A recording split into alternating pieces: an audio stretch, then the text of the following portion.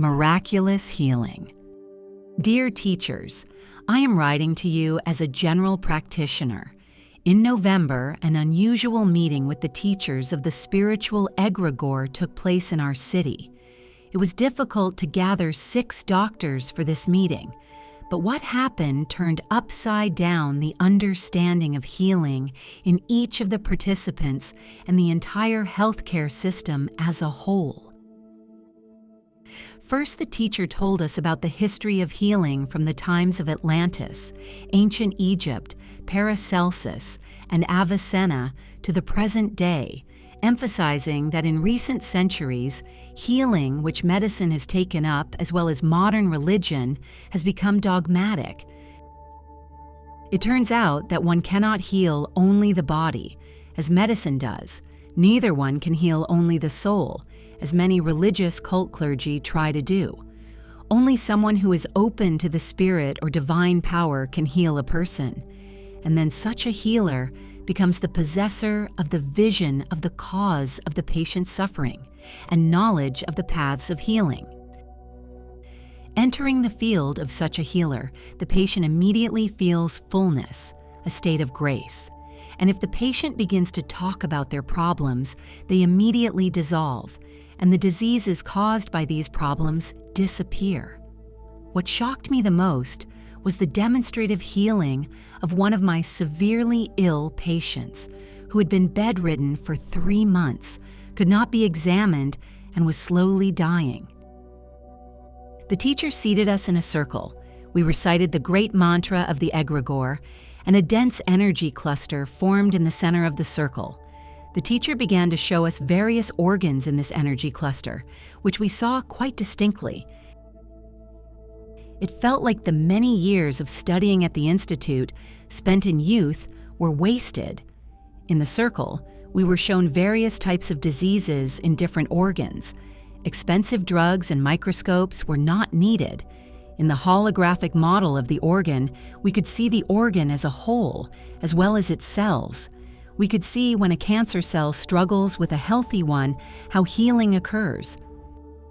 After that, the teacher asked one of us to think of a severely ill person and mentally visualize them. Their phantom immediately appeared in the center of the circle.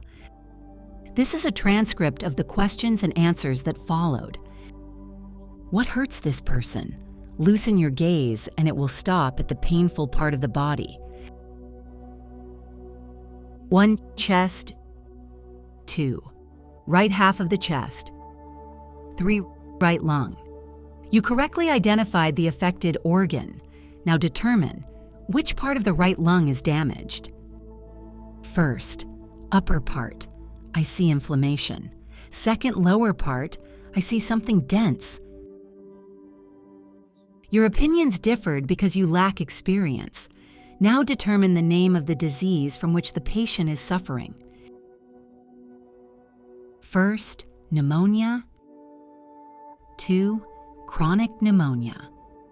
Third, fluid in the pleural cavity. Here you came close to the truth.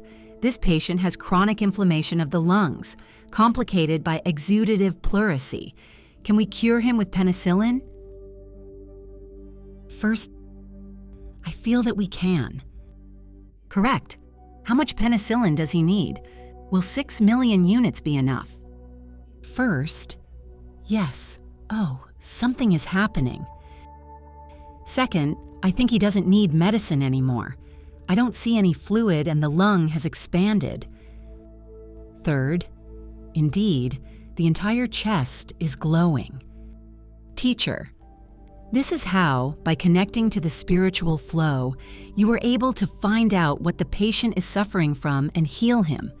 The great knowledge of spiritual healing has been transmitted to you with the blessing of the higher powers.